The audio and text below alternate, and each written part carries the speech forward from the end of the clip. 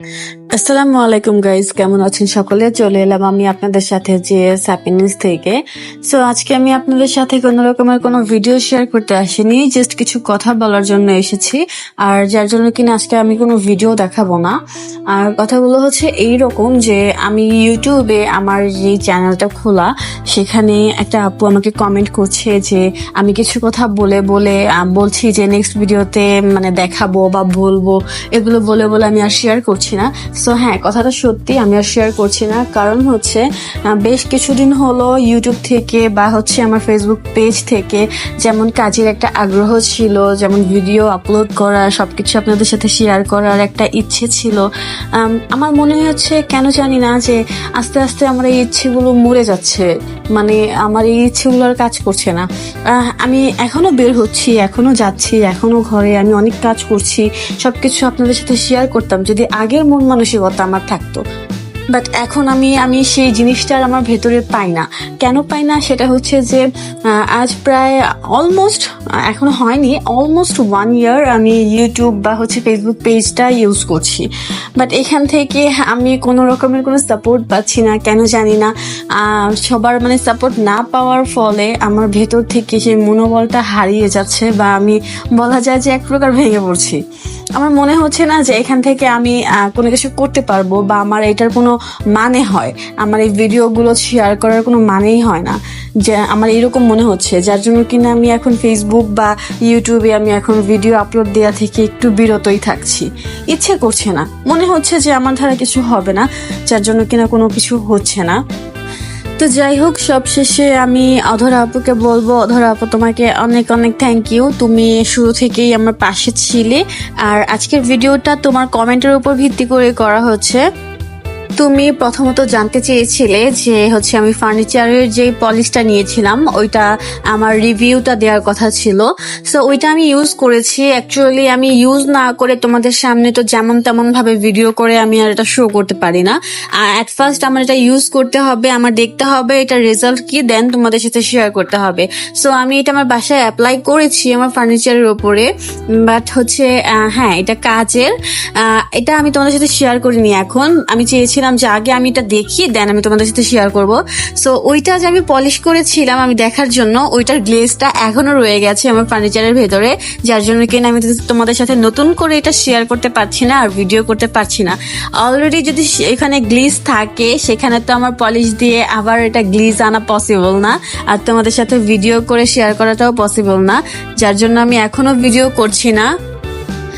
But হ্যাঁ, এই পলিশটা সত্যিই কাজ করেছে আমার ফার্নিচারের ওপরে। তুমিও চাইলে এটা ট্রাই করতে পারো, এটা দেখতে পারো। আর সেকেন্ড হচ্ছে যে বিস্কিটের কথা বলেছিলে, যে রুমানিয়া বিস্কিট যেটা, সেটা আমি কেন রুমানা বিস্কিট বলি। আচ্ছা, তো ওই রুমানা বিস্কিট বলার রিজন হচ্ছে যে আমার হাজবেন্ড অ্যাট ফার্স্ট রিলেশন করেছিল একটা মেয়ের সাথে যার নাম ছিল রুমানা। তো আমরা হচ্ছে শুরু থেকে ফ্রেন্ডের মতো, তো ও আমার কাছে সবকিছুই শেয়ার করেছিল যে ও রিলেশন করেছিল, ওই মেয়ের নাম রোমানা ছিল। তো আমরা ফ্রেন্ডের মতো বলে আমি ওকে ওই কথা বলে আর কি, মানে মাঝে মাঝে একটু চিমটি মারি, একটু খোঁচা মারি যে হ্যাঁ রোমানা।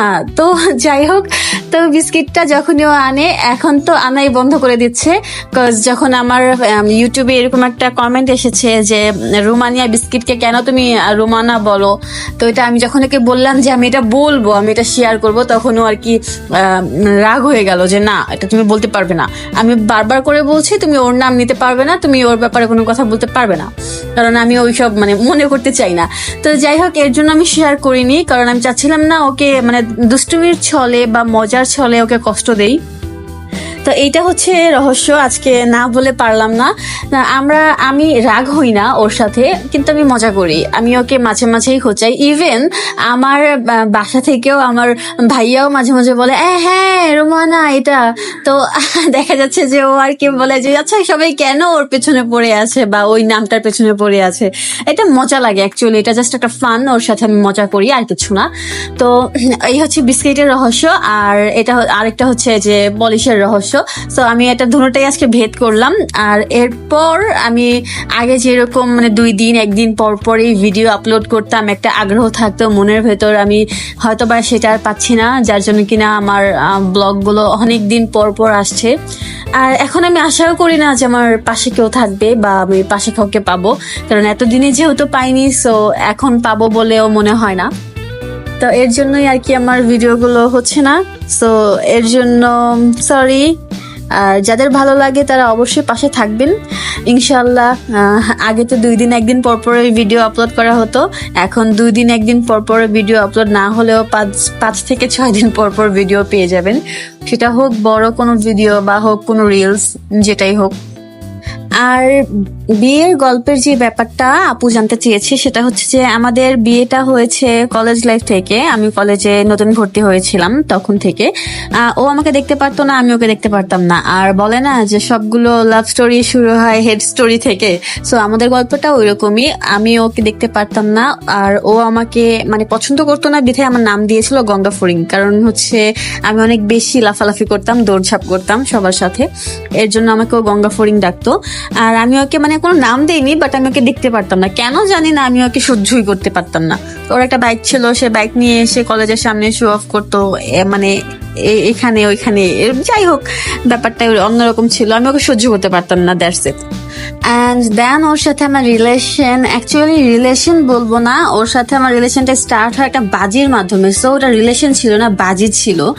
আমি জাস্ট 1 প্লেট ফুচকার জন্য ওর সাথে আর কি মানে রিলেশনের একটা ড্রামা করি বলা যায়, কারণ ফ্রেন্ডদের সাথে বাজি ধরে ভাবি যে হ্যাঁ একটু মজা করা যাক।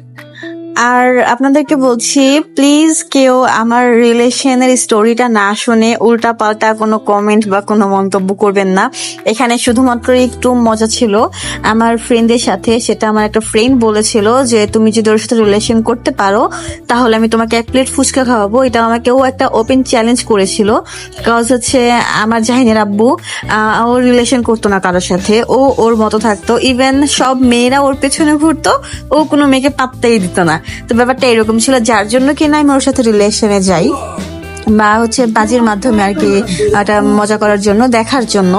তো এটা কেউ প্লিজ বাজে মন্তব্য করবেন না, আমি কোনো বাজে ইনজেকশন নিয়ে ওর সাথে রিলেশনে যাইনি।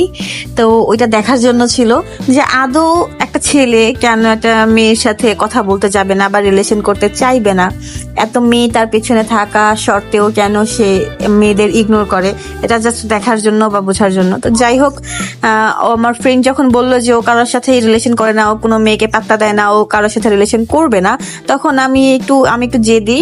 তো আমি আর কি জেদ করে এটা বলি যে ঠিক আছে আমি দেখছি, তাহলে আমি রিলেশন করব, তাও আবার 1 সপ্তাহের ভিতরে। তো বলেছে ঠিক আছে তুমি যদি পারো এটা, তাহলে আমি তোমাকে 1 প্লেট ফুচকা খাওয়াবো। সো দ্যাটস ইট, এটাই ছিল আমাদের প্ল্যানিং। বাট হ্যাঁ, ও কখনো রিলেশন করেনি, কারোর সাথে কথা বলেনি। এগুলো বলছি বলে আপনারা আবার এটা ভাববেন না যে ও কখনো রিলেশন করেনি, ও কিন্তু রিলেশন করে এসেছে। যাই হোক, আমি খারাপ কোনো কিছু নিয়ে আর কি ওর সাথে রিলেশনে যাইনি। আর রিলেশন বলতে হচ্ছে যে আমি এটা শেয়ার করব পরে, অন্য একটা কোনো ভিডিওতে শেয়ার করব। আর আমার বিয়ের ভিডিও যদি দেখতে চান তাহলে অবশ্যই সেটা আপনার ভাইয়ার ইউটিউব চ্যানেলে আপলোড করা আছে, সেখান থেকে দেখে নেবেন। আর আপনার ভাইয়ার ইউটিউব চ্যানেলটা হচ্ছে জিএস হৃদয়, ওইখানে গেলেই আমার বিয়ের ভিডিওটা পাবেন একদম প্রোমো সহ। সো আমি আমার বিয়ের গল্পটা অন্য কোনো ভিডিওতে একদম বড় করে ডিটেলসে, যেটা কিনা একদম বলে শেয়ার করে নেব, আজকে এই ছোট ভিডিওতে শেয়ার করছি না। সো ভালো থাকবেন সবাই, যদি পারেন তাহলে অবশ্যই আমার চ্যানেলটাকে লাইক কমেন্ট শেয়ার করে সাবস্ক্রাইব করে দেবেন। আর যারা অলরেডি সাবস্ক্রাইব করে আছেন তাদেরকে অসংখ্য ধন্যবাদ। আর যারা ফেসবুক পেজ থেকে দেখছেন তাদেরকে বলবো যে আমার ভিডিওগুলোকে লাইক করে একটু শেয়ার করে দিবেন, আর অবশ্যই আমাকে ফলো দিয়ে রাখবেন, বিকজ আপনাদের সাপোর্ট পাচ্ছি না, আপনাদের পাশে পাচ্ছি না, যার জন্য কিনা আমি ধীরে ধীরে আগ্রহটাও ছেড়ে দিচ্ছি ভিডিও করার। যদি আপনারা পাশে থাকেন, সাপোর্ট করেন, তাহলেই আমি ভিডিও আপলোড করব, আদারওয়াইজ আমি এটা এখানে স্টপ করে দেব। সো ভালো থাকবেন সবাই, আজকের ভিডিও আমার এই পর্যন্তই। আল্লাহ হাফিজ।